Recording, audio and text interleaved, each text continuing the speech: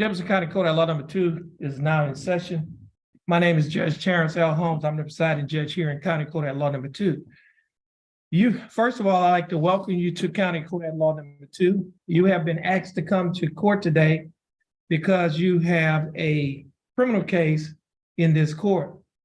Criminal cases are divided into felonies or misdemeanors. The case that you have is a misdemeanor case. If you had a felony case, your felony cases are normally referred to as your most serious type offenses, whereas your misdemeanor case are normally referred to as your petty offenses. It does not mean that they're not serious. It just means that your misdemeanor cases are not as serious as the felony cases. And when I use the term serious, what I'm talking about is the punishment that you can get for being convicted of the offense. Now, if you are convicted, now felony offenses are divided into five categories. You have the capital murder, first-degree felony, second-degree felony, third-degree felony, and a state jail felony. If you are convicted of a state jail felony, the range of punishment is a minimum of 6 months in the state jail to a maximum of 2 years. And you could be given a fine up to $10,000. If you're convicted of a third-degree felony, the range of punishment is minimum 2 years to a maximum of 10 years. And you could be given a fine up to $10,000. The range of punishment for a third-degree felony is minimum of 2 years to third-degree felony is maximum 2 years to 10 years in the state penitentiary, fine up to $10,000. And if you're convicted of a second-degree felony, the range of punishment minimum 2 years to a maximum of 20 years in the state penitentiary, and a fine up to $10,000. If you're convicted of a first-degree felony, the range of punishment is minimum 5 years to a maximum of 99 years to life, and a fine up to $10,000. If you're convicted of a capital murder case, the range of punishment is life or death. Now, the offense that you have in this court, as I mentioned earlier, is a misdemeanor case. Misdemeanor cases are divided into 3 categories. You have a Class A misdemeanor, Class C misdemeanor, and a Class B misdemeanor. If you're convicted of a Class C misdemeanor, the range of punishment is a fine only. You cannot be given any jail time. You only could be given a fine. Now, your Class C misdemeanors normally are handled in the JP court or the city court. For example, it's like a traffic ticket or not wearing a seatbelt. Cases like that are Class C misdemeanors. And as I mentioned earlier, for Class C misdemeanor, it's a fine only. Now, those cases come to this court when a person file an appeal. For example, they get convicted in the JP court or the city court and they file an appeal, then the case come up to this court. The range of punishment does not change when it comes here. It's still a fine only. Now, if you do not pay your fine, then we can issue what is called a capers pro fine. That is a warrant for the fine. And so therefore, if you issued a capers pro fine, you would have to either sit out the jail time for the fine or you can pay the fine. Now, the Class B misdemeanor, the range of punishment is minimum from 0 days to a maximum of 180 days, which is 6 months in the county jail, a fine from $0 to $2,000, or you could be given both such fine and confinement. The range of punishment for a Class A misdemeanor is a minimum of 0 days to a maximum of 1 year, which is 365 days in the county jail, a fine from $0 to $4,000, or you could be given both such fine and confinement. Now, you have been asked to come to this court, as I mentioned earlier, because you have a misdemeanor case in this court. And as I also mentioned, that this is a criminal case. Now, as a defendant in a criminal case, you have rights. One of the rights that you have is the right to have an attorney. That paperwork that you have on the clipboard addresses your right to have an attorney. That first document is titled Judge's Explanation of Rights to Defendants Without Attorney. And it states that as a defendant in a criminal case, you have three options regarding your right to have an attorney. Number one, you may hire an attorney. Number two, if you do not have enough money to hire an attorney, you may request that an attorney be appointed to represent you. Number three, you may represent yourself if you desire to represent yourself. That is, if you waive your right to the attorney, or if you give up your right to have an attorney and you want to represent yourself, you can represent yourself. Now, if you want an attorney to represent you and have enough money to hire an attorney, the case will be reset. Reset means you'll be given another court date so that you can have time to hire your attorney. If you want an attorney and do not have the money to hire one, you will need to fill out a financial questionnaire. That is, there's an affidavit that you would have to fill out so that the proper person can determine whether or not to appoint an attorney to represent you. You may not speak to the prosecutor about your case. Now, the prosecutor is the assistant district attorney that's handling your case. Well, actually, we have one in court right now. That's assistant district attorney Lamar Johnson. He's sitting at the table in front of you. Now, you may not speak to him about your case unless you first sign a written waiver of your right to be represented by an attorney. In essence, you can't speak to him unless you waive your right to have an attorney, and at that point, you'll be representing yourself. Then you'll be allowed to talk to the prosecutor. Now, be aware that there are dangers to self-representation. Waiving your right to an attorney representing yourself may result in a worse outcome for you and your case, including the loss of significant legal rights and opportunities relating to military service, possession of a firearm, housing and public benefits, child custody, immigration status for non-citizens, and employment. Now, if you choose to proceed without an attorney, that is, if you decide to represent yourself, you may change your mind at any time and may request counsel from the court. That is, you can ask that an attorney be appointed to represent you. Now, at the bottom of that document, in bold letters, it states, defendant's choice, marking issues next to only one choice. If your choice is, I want to have this case reset to hire my own attorney, then you'll place your initials on the first line to the left. If you have already hired an attorney to represent you in your case, then you'll place your initials on the second line to the left and the name of the attorney on the line to the right. If you want to apply for a court-appointed attorney, then you will place your initials on the third line to the left. If you have already been appointed a court-appointed attorney, then you will place your initials on the fourth line to the left and the name of the attorney on the line to the right. If you want to waive your right to an attorney, that is, if you want to give up your right to an attorney and represent yourself, then you will place your initials on the fifth line to the left.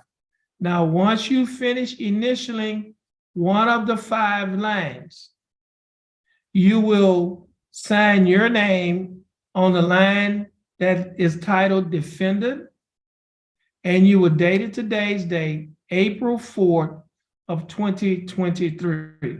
And I'll give you time to initial and sign your name on that document.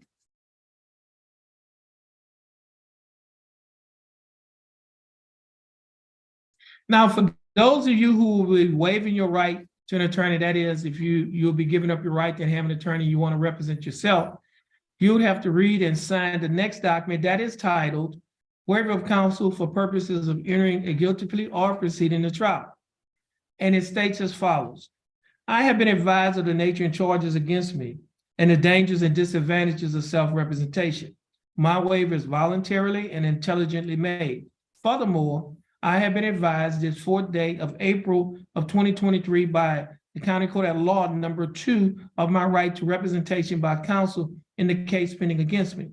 I have been further advised that if I'm unable to afford counsel, one will be appointed for me free of charge. Understanding my right to have counsel appointed for me free of charge if I'm not financially able to employ counsel, I wish to waive that right and request the court to proceed with my case without an attorney being appointed for me. I hereby waive my right to counsel. If that is your choice, then you will sign your name on the line that is titled defendant, and then you will date it today's date, April 4th of 2023. And I'll give you time to sign and date that document. Now, as a defendant in a criminal case, you have other rights. One other right that you have is a right to have a trial by jury. When a young lady is sitting in that area, we call that the jury box. 6 citizens from Jefferson County will be selected as jurors in your case. They will listen to the evidence, and after listening to the evidence and deliberating, they will decide whether or not you're guilty or not guilty. You also have a right to waive your right to have a trial by jury. That simply means you have a right not to have a trial by jury. You can give up your right to have a trial by jury. And by doing so, your case will come before the judge in one of 3 ways. One way it can come before the judge is by way of a bench trial. That is a trial without a jury. It's just a trial before a judge only. The judge will listen to the evidence.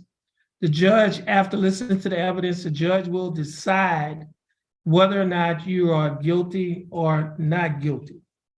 You also have a right to have a plea bargain. That is, you can work out a plea bargain with the state. If you are able to work out a plea bargain with the state, we call that an agreed plea bargain. Now, in order to have a plea bargain, you have to either enter a plea of guilty or no contest. And I will explain to you the difference between the pleas. First of all, you can enter a plea of not guilty. When you enter a plea of not guilty, you're telling the court that you did not commit the offense that you have been charged with. Or if you enter a plea of guilty, you're telling the court that you committed the offense that you have been charged with. Or if you enter a plea of no contest or nolo contendere, you're telling the court that you will not be fighting or you will not be contesting the charges. So if you want to enter into a plea bargain, you can enter a plea of guilty or no contest.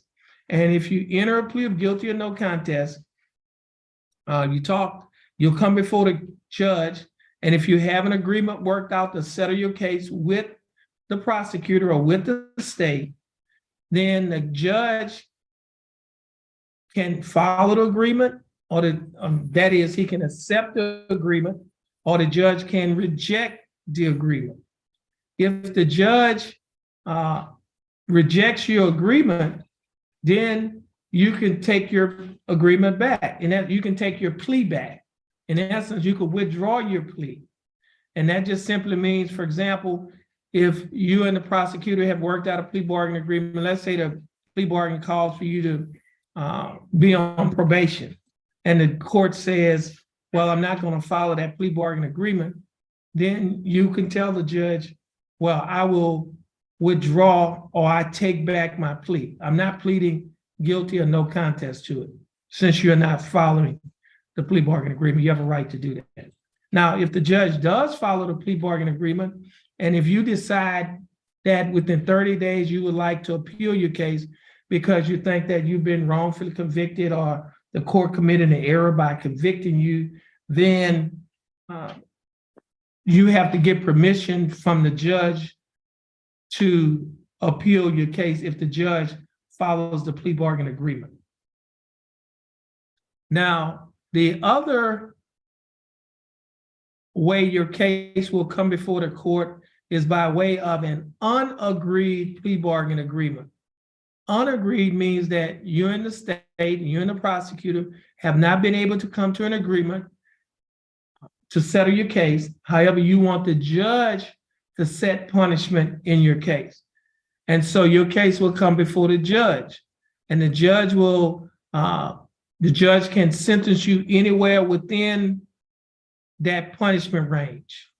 If it's a Class B misdemeanor, minimum 0 days to a maximum of 180 days, which is 6 months in the county jail, a fine from $0 to $4,000, or you could be given both such fine and confinement. And if you qualify, the judge can grant you probation. Probation basically means is that you will not be serving any time in jail, whatever. If it's straight probation, whatever jail time you get, it'll be probated over a period of time, usually between 1 to 2 years. Now, there are two types of probation. One type of probation is called regular probation. We call it straight probation. With that, it does result in a conviction on your record. The other type of probation is called deferred adjudicated probation. It does not result in a conviction on your record. And if you successfully complete the deferred adjudicated probation, you may qualify for a non-disclosure. Now, for regular probation, the law also provides for some cases that you can get a non-disclosure now with some cases on if you're on regular probation. Now, the other thing is, if you are on regular probation, you may qualify for what is called judicial clemency.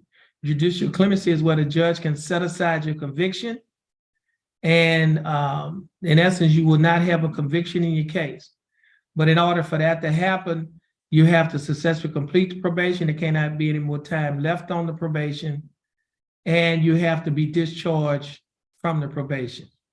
And if that happens, the court can grant you judicial clemency. However, if you get a subsequent conviction, that is a conviction later on, then this case can be resurrected. It can be brought back up and used against you, okay? Now, the other right that you have is you have a right to have witnesses to come to court. You have a right to call witnesses in your case. Now, you also have a right. Now, with witnesses, what witnesses do? They testify. They can testify for you, against you. If you're representing yourself, or if you're representing a lawyer, your lawyer can ask a question. If you're representing yourself, you can ask some questions. We call that either direct examination or cross-examination. Now, you also have a right to waive or give up your right to have witnesses to come to court in your case. Now, if you waive or give up your right to have witnesses, what that basically means is you will not be calling witnesses. It does not mean that the state or the district attorney's office will not be calling witnesses, because they will be calling witnesses in the case that they have against you. And the other thing, the other right that you have a Fifth Amendment right against self-incrimination. I know sometimes we watch television, or you may have heard someone refer to it as taking the fifth. That means I'm not going to testify. I'm not going to say anything. I take the fifth. In essence, you want to remain silent. You have a right not to testify against yourself. The state of Texas, the government cannot force you to testify against yourself. And if you, as I mentioned earlier, if you exercise or invoke your Fifth Amendment right against self-incrimination, the government cannot force you to testify against yourself. Now, you can waive your Fifth Amendment right against self-incrimination, and what that means is you'll be giving up your right, and you will be testifying against yourself in this case. Now, you also have a right to have what is called discovery. Discovery simply means you have a right to see the evidence or discover what the state has in its file that they're going to use against you. You have a right to see the pictures, which is photos. You have a right to see witness statements, police reports, audio or video recordings. You have a right to see instruments, whatever they have that they're going to be using against you in your case. You have a right to have access to that information. Now, if you're represented by an attorney, your attorney will have access to it. If you are representing yourself, then you will have access to the evidence that the state has and that the state will be using against you. Jefferson County District Attorney's Office has a program that is called pretrial diversion. Pretrial diversion is a program that is handled in the DA's office. It's ran through the probation office. If you successfully complete the program, they will dismiss your case. Basically, you get into the program, they dismiss the case, you complete the program, you can get it expunged from your record. Expunged means erased, deleted, or wiped off from your criminal record. In order to qualify for that program, it has to be your first offense. You can't have a criminal record. It cannot be an offense that is resisting arrest or unlawfully carrying a weapon. And you have to have an attorney to assist you to get into the program, to make the application to the DA's office to see if you qualify to get into that program. Now, as I mentioned earlier, if you get into the program, case is dismissed, you complete the program, you can get it expunged from your record. That is, it can be erased, deleted, or wiped off from your criminal record. If you are a veteran of any one of the branches of the United States military, Jefferson County District Attorney's Office has another program that is part of the pretrial diversion program. That program is called Veterans Court. It's for veterans only. If you're a veteran of any one of the branches of the United States military, you may qualify to get into that program. And if you get into that program, you complete the program, case is dismissed, and you can get it expunged, deleted, erased, or wiped off from your criminal history. The only criteria for that program is basically to be a veteran of any one of the branches of the United States military. This court has a program that is called the Community Safety Initiative. With that program, we have partnerships with agencies in our local area. The Community Safety Initiative program, commonly referred to as the CSI program, have a partnership with Spindletop, and you see the young people that's in the jury box. They're from Spindletop and Lamar University. They are part of the program that Spindletop has in this court. That program with Spindletop, if a person is suffering from some type of mental disorder, mental illness, a person does not have to be insane or incompetent. They could be suffering from post-traumatic stress. It could be post-traumatic stress. It could be anxiety. It could be depression. It could be bipolar, schizophrenia, a whole host of mental illnesses, ranges of mental illnesses or categories that mental illnesses fall in. They'll be able to address that on your behalf. And what they will do is they will have what is called a private interview. They will also they will do an assessment and develop a treatment plan, either outpatient or inpatient, depending on your needs. And if you have problems with either drugs or alcohol, then they have a program that is called ATAR. Our local Drug and Alcohol Council also has a program that is called OZAR. Both of those programs are designed to address the issue of drug abuse or alcoholism. They will do a screening, they will have an assessment, they will develop a treatment plan, either outpatient or inpatient, to address your needs regarding abusing alcohol or drugs. If you're unemployed, that is, you unemployed, or if you're looking for a better job, we have a partnership with the Golden Triangle Empowerment Center, who has a partnership with Lamar University. Lamar University has a program that is called CICE. CICE stands for Center for Innovation, Commercialization, and Entrepreneurship. It is a job training and a job placement program in the hotel industry, the shipping industry, and the chemical industry. Once you are trained in one of those areas, then they will assist you at getting a job in the area that you're trained in. If you have not graduated from high school and you do not have a GED, CICE can assist you at getting your GED as well. Now, all of these programs that I just mentioned are free. It does not cost you anything. Only thing that you have to do is have a desire to be in one of those programs, and we will assist you at getting into the program that you are interested in getting into. Now, I tell people this all the time: when you come to County Court at Law Number 2, we do not have court as usual. We have unusual court. It's not because we're different, but it's because we're trying to make a difference in the lives of the individuals that come before this court. We're also trying to make a difference in the community in which we live. We do not just give time, we take our time. That is, we do not just arrest the problem, we address the problem.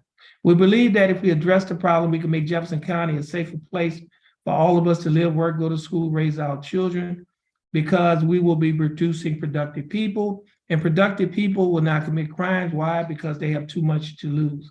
So if you're interested in any one of these programs that I just mentioned, just feel free to ask me about any of our court personnel.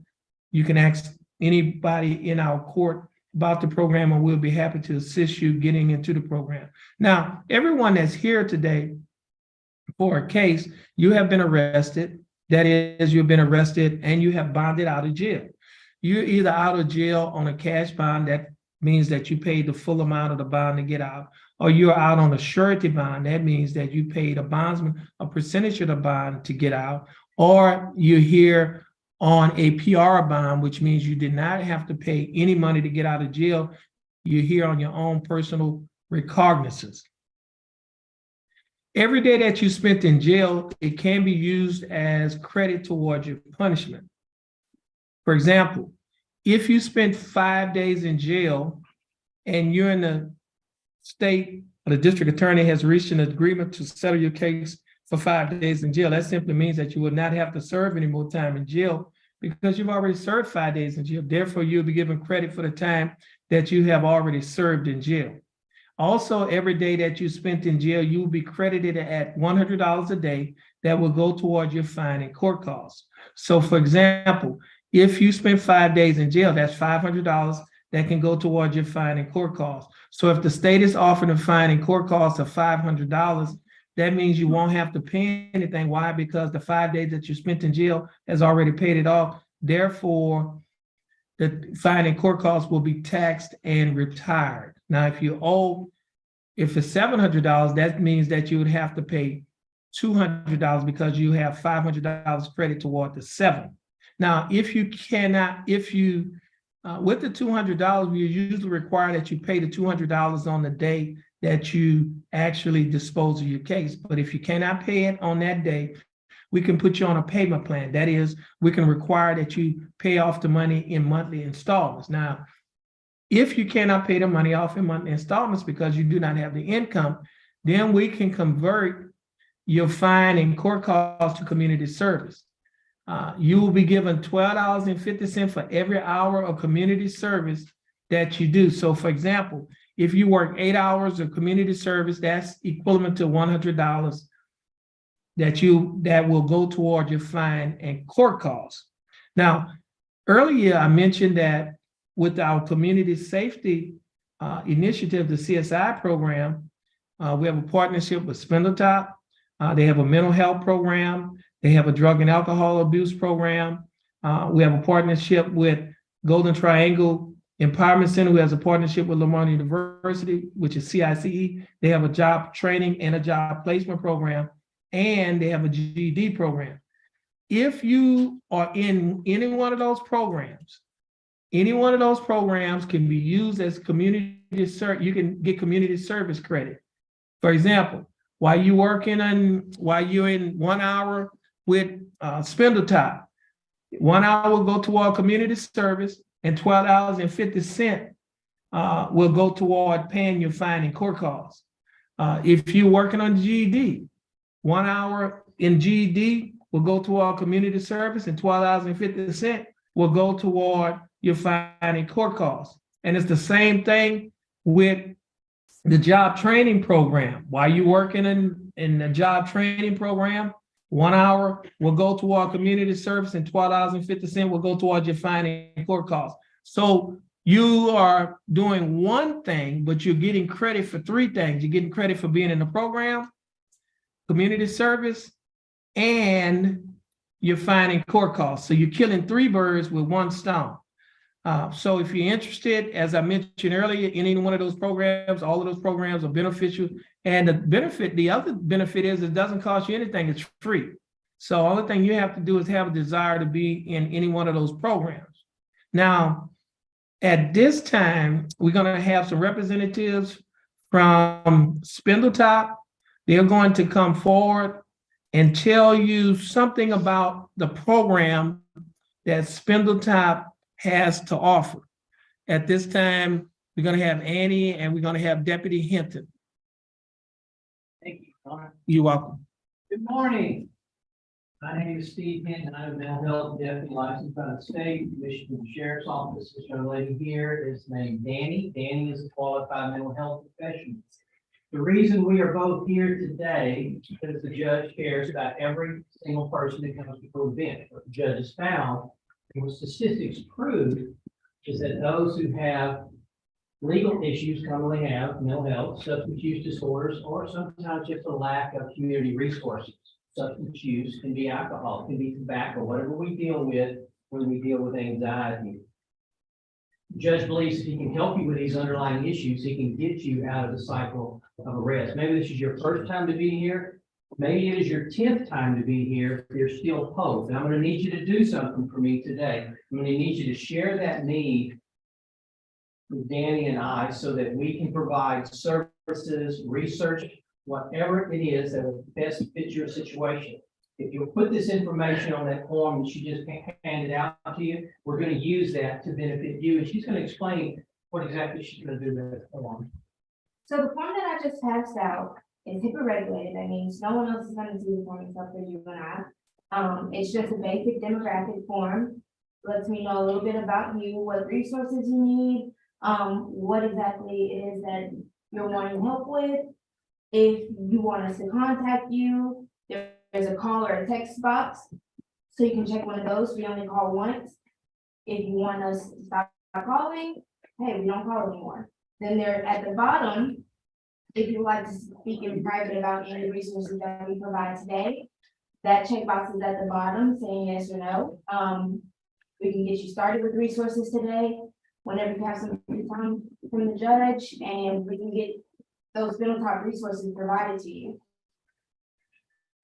And before you leave here today, I want to get this flyer in your hands. It tells you a little bit about the program and some of the advantages of it.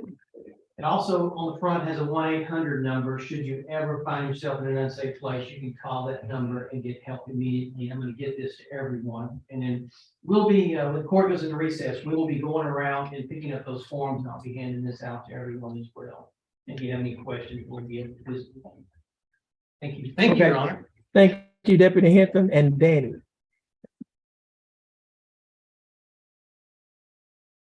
Now, at this time, ladies and gentlemen, we're going to give you time to fill out that paperwork. If you need any help with the paperwork, then we have people in the courtroom who can assist you. People on our staff can assist you at filling the paperwork. And only thing you would have to do is raise your hand, and then somebody will come out to help you or assist you with filling out the paperwork. The other thing is, this is going to take some time because we're going to have to call you up individually. So if you need to use the restrooms is right outside the door to your right. The men's restroom is on this side of the hall, and the women's restroom is on the other side of the hall by the 172nd District Court, which is Judge Templeton. Now, at this time, this court is going to be in recess, give you an opportunity to fill out the paperwork, and we're going to have to also come out and pick up the paperwork from you. Okay? So at this time, this court will be in recess.